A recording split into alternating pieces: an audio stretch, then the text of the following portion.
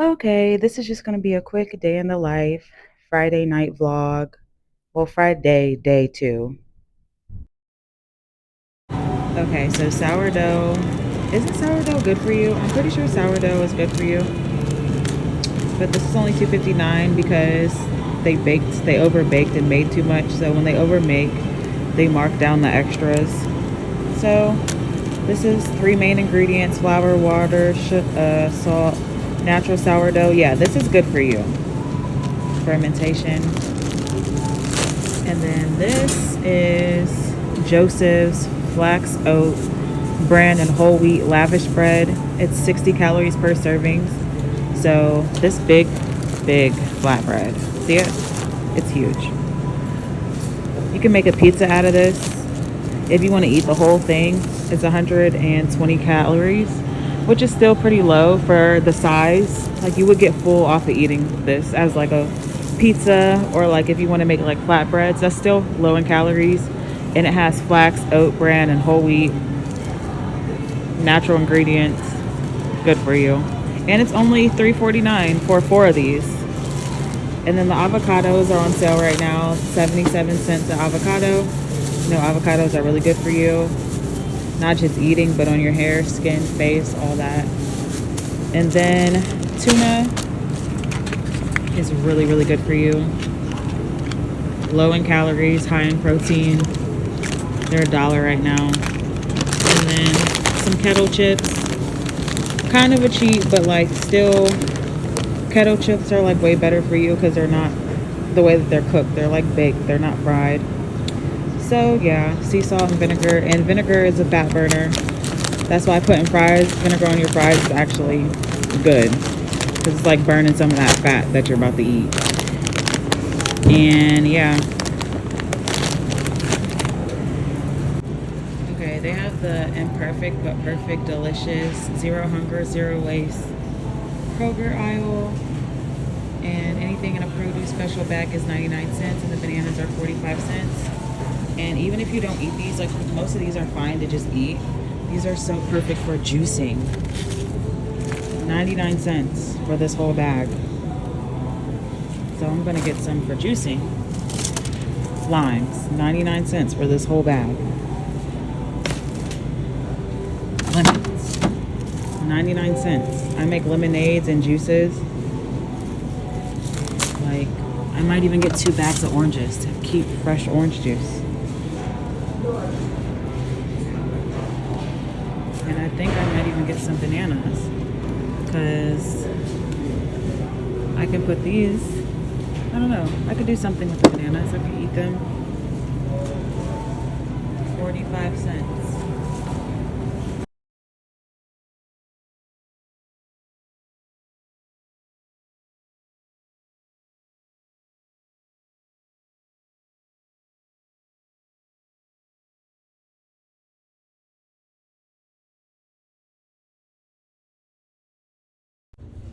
I got some reduced cheddar, reduced fat, sharp cheddar cheese, and some pizza blend shredded cheese to go on top of that flatbread to make pizzas.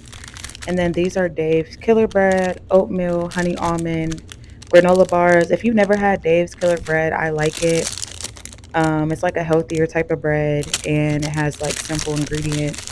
And I like these granola bars too. And then these are Mama Chia. These were under 50 cents. If you ever buy these, it's like $4 a pack, and I got it for basically $2. They come four in a pack for $4, but they were under 50 cents, so that would be $2 for a pack. And then these are all the juicing juices, the lemons, the oranges, and the limes that I got for $1 a pack. So one, two, I got two things of oranges, some limes, some lemons, and then I got a thing of Roma tomatoes, which are on the Dr. Sebi approved list. And then I got, these are the lemons. Lemons, three big So ass lemons. I was able to make a pitcher of lemonade for $1.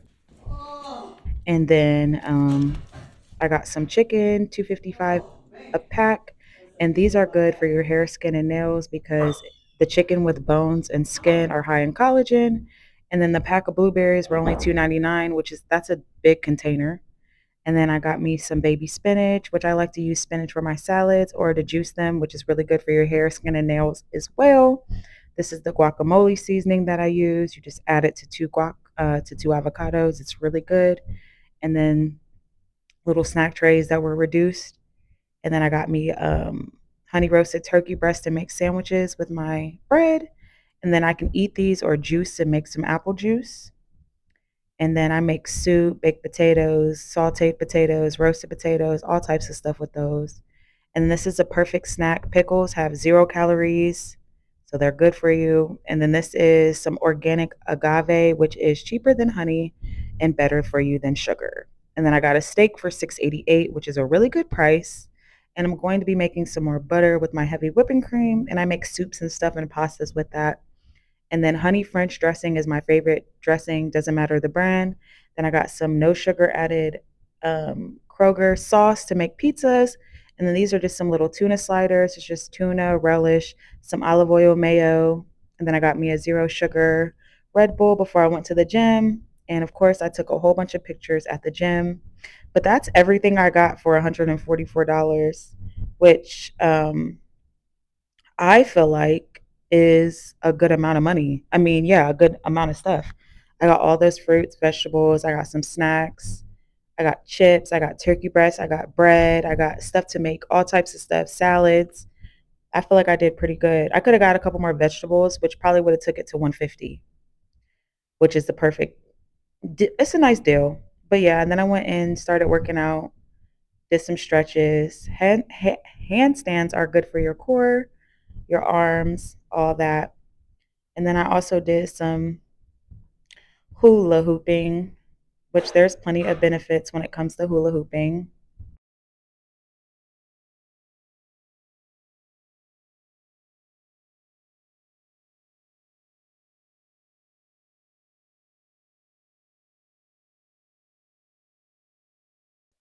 And then I did this is kettlebell squats, really good for your legs, your calves, your glutes.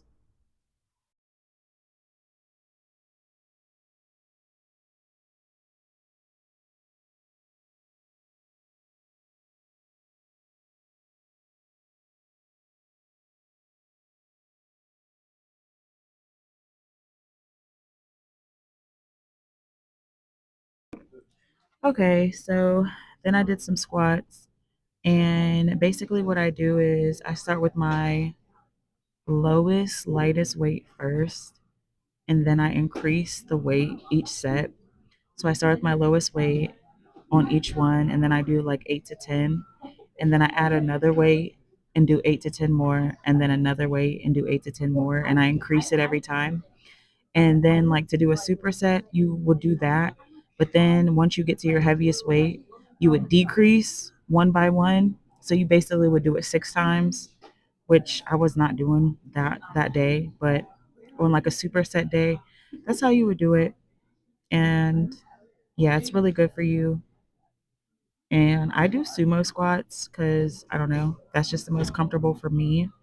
But that's when you kind of have your toes pointed out a little bit. Um, yeah, which is so crazy because I used to have this gym teacher, and I used to have gym first period or whatever. And we used to go in the weight room some of the times. And I had a lady gym teacher or whatever. And I guess like she liked women or whatever. And one day she complimented me on doing like my squats. Like she was like, "Oh, you do it really good. You have a really nice form." And here's me, like I've always been really oblivious to like stuff. I don't know. I just never like looked at it. Everybody, like all the girls in my class were like, because it was an all girl class.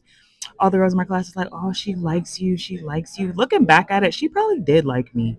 Like I was real cute my senior year. Like it was senior year. I was real cute my senior year. So she probably really did. But just super funny, just going back and thinking about that because I was so oblivious, but she really was really nice to me all the time.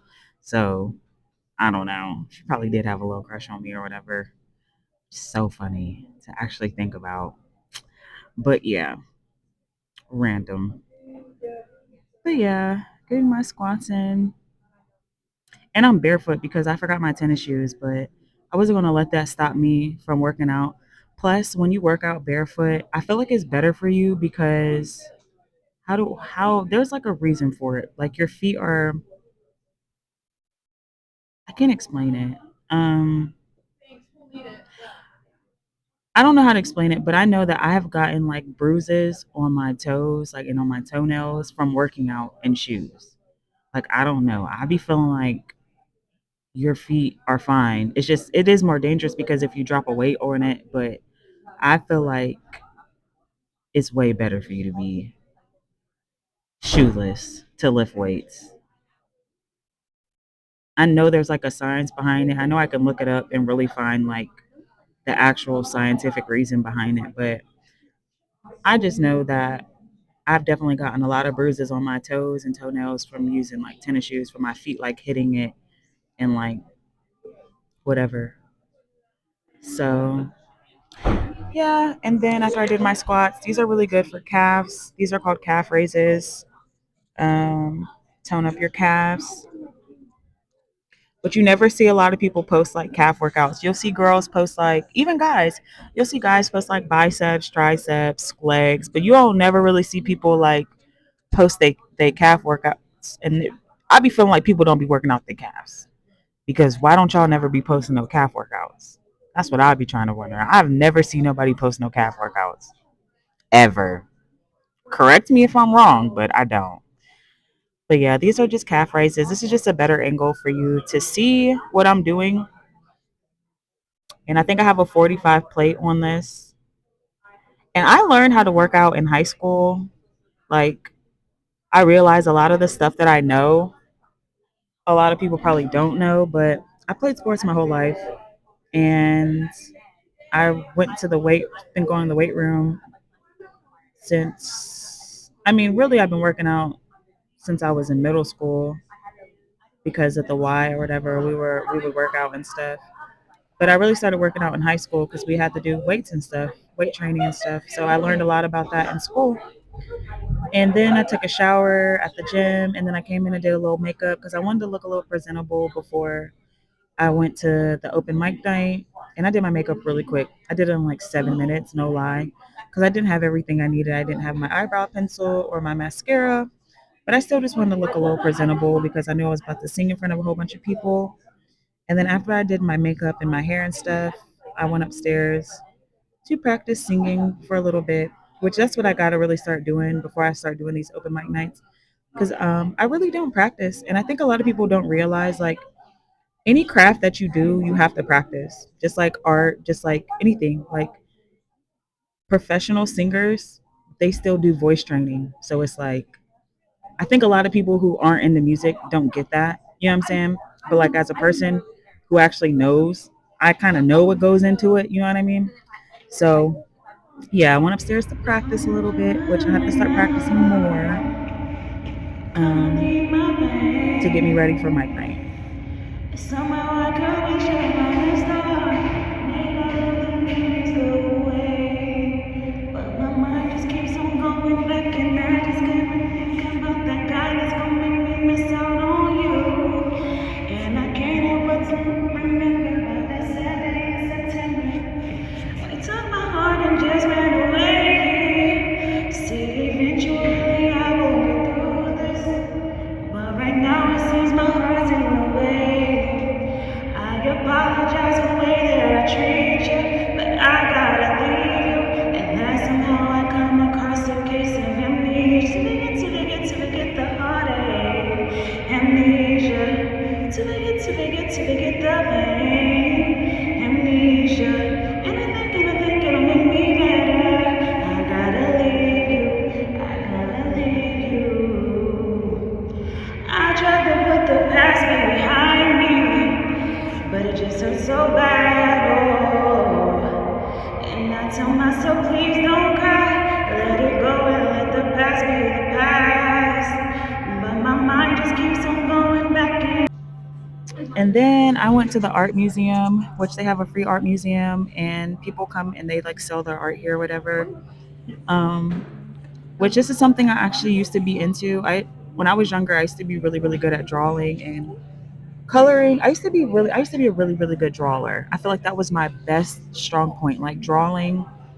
Because I remember like a portrait I did in like fifth grade. It was like a self portrait of myself. And basically it was like all from like memory. Like it wasn't from like I didn't like look at myself, like we didn't have like a mirror or nothing.